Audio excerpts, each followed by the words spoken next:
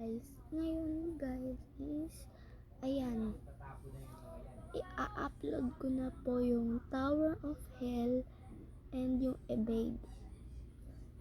So, panoorin niyo po yan. Ayan. Medyo madami na po akong ina-upload. Yan.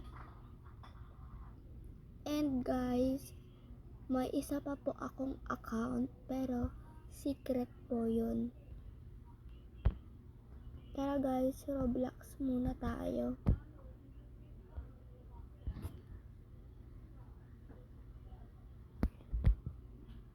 Yan.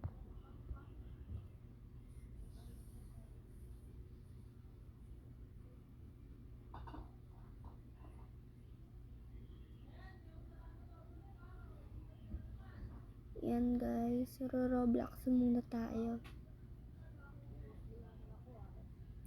Kung sino gusto mag-add friend sa akin, sige guys, welcome kayo sa account ko. And diba guys, is hindi natin natapos yung Strawberry Milk Tower. So, gustong gusto nyong may story ako, diba? So guys, may sinerge na ako na pwedeng kong i-story sa inyo. So, ito siya. Wait lang guys ha.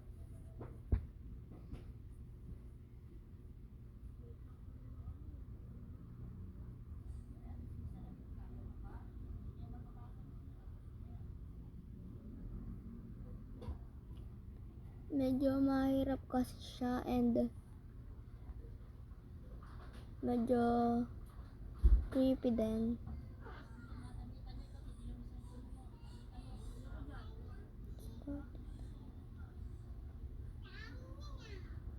Wait lang guys ha. Sinerge ko na yon, kaya lang nawawala-wala.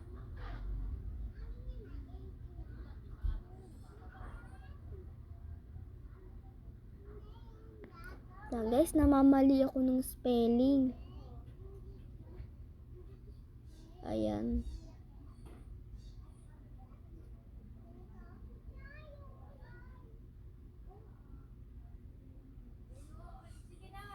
Mabagal yung keyboard.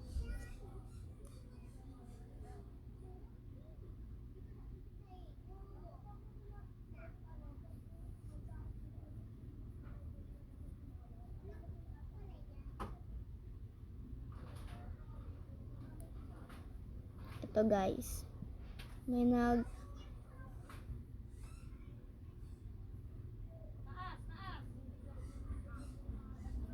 So, ayun, may napili na akong story. Short lang siya. So, simulan na natin.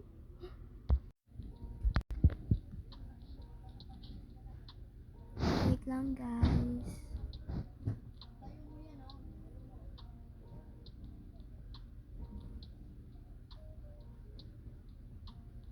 Okay. Yan na. This is my story. Isang araw, pumunta kami sa bahay ng tita ko. And I'm so happy to see my cousins at night.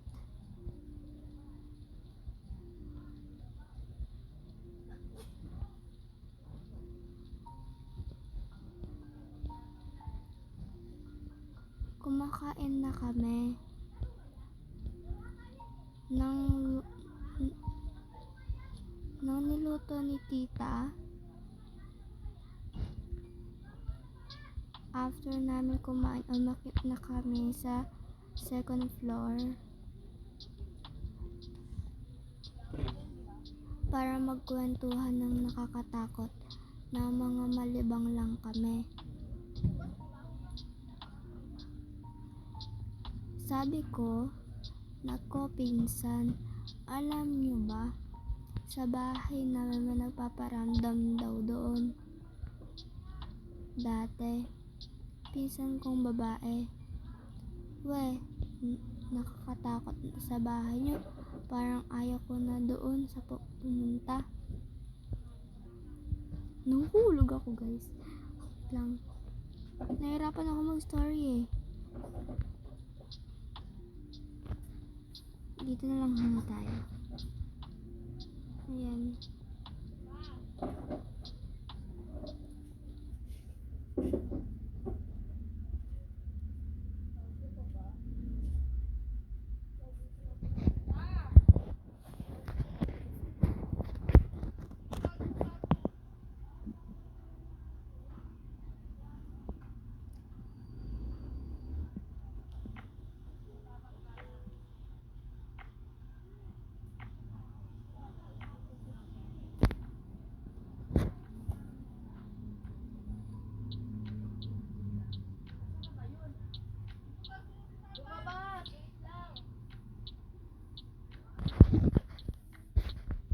Guys, wait lang.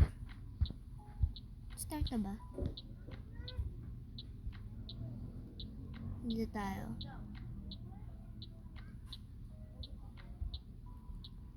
1, 2, 3, go. Ako si Marlene. Ako ay 16. Nakatira ako sa Roca City. Simulan na ang kwento noon. Nung umuwi ako sa bahay galing sa palengke, nadaan ako sa abandonadong eskwelahan. Para may boses na nanggagaling sa eskwelahan. Napagdesisyon ko na pumunta sa loob ng pagpasok ko. May tumatawag sa akin. Ang sabi, pumunta ka na sa loob. Nung nakapasok ako, sabi ng bata na sundan mo ako ate, tulungan mo ako. Sinundan ko yung bata, pero tinawag ako ni nanay. Sabi ni nanay, bakit ka andyan? Sino kinakausap mo? Sabi ko yung bata na nagsasabi, sundan. Wait lang guys, nalilito ako. Lang guys tatapusin ko lang tong tower na to and magsistorya tayo. Nagagawa ko na kanina eh. Wait lang. Pupunta ko lang ako doon. Tala ako dito. Wait lang. Nandito na ako kanina. Nahulog pa ako. Wait lang. Yan.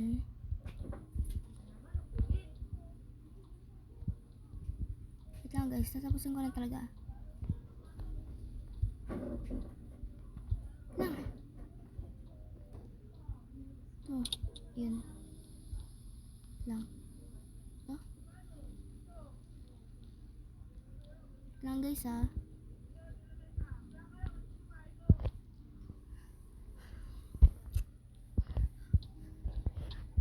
Ito na guys. 1, 2, 3. Sabi ng nanay, bakit ka nandyan? Sino kinakausap mo? Sabi ko, yung bata nay. Sabi ni nanay, asan yung bata? Andyan nay. Sabi ni nanay, wala naman dyan eh. Nay nada, harapan ko po. Sabi niya, tulungan ko daw. Tara na nga nak, uwi na tayo. Nakauwi na. Nak, sino sinabi mo na bata? Wala naman eh. May nasa harapan ko nga. Ay nako nak, matulog ka na lang. Pagod lang yan.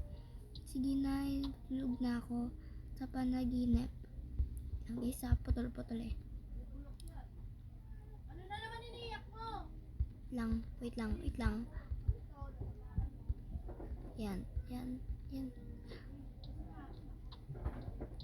May shadow ako guys. Yan. Lang guys ha.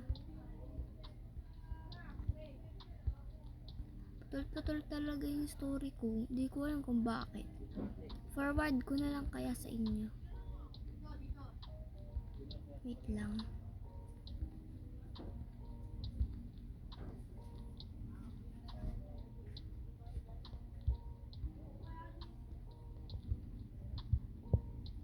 Ito na guys. Dito tayo magsimula. Yan.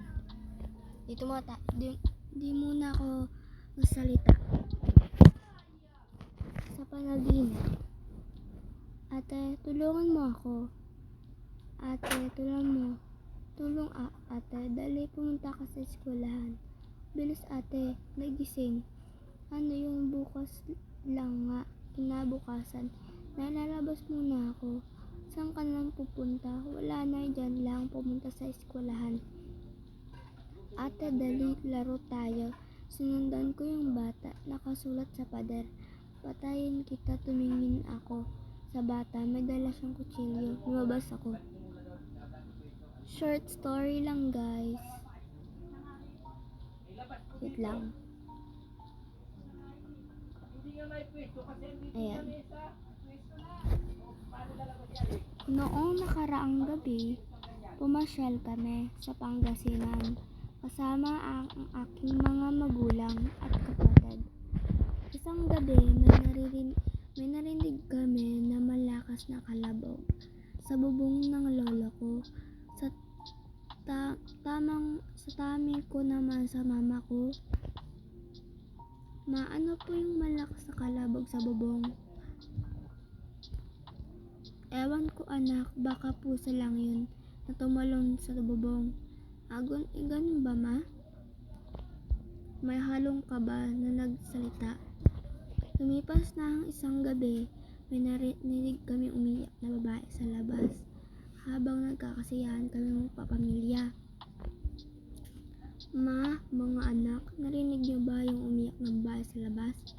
Oo pa. Opo pa.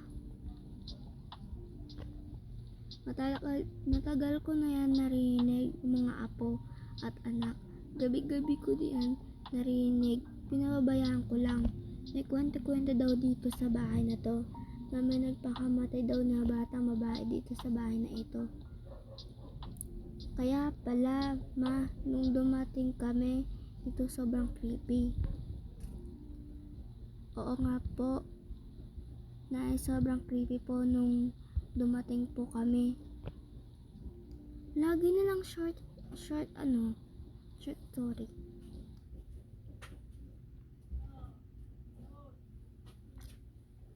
Yan. Ibang story naman to guys. Hi, ako pala si Jenna. 14 years old. Napag-isipan namin ng kaklase ko na pumunta sa isla. Dahil ang ganda daw doon. At bakasyon naman. Bumalik. Wait lang. Bakasyon naman. Baka hindi na kami magkita-kita. 7 kami magkakabigan at sabi nila na bukas daw dapat nandun na sa terminal labas para dun na magkita-kita. Kinabukasan, gumising ako ng maaga at para makapaghanda na.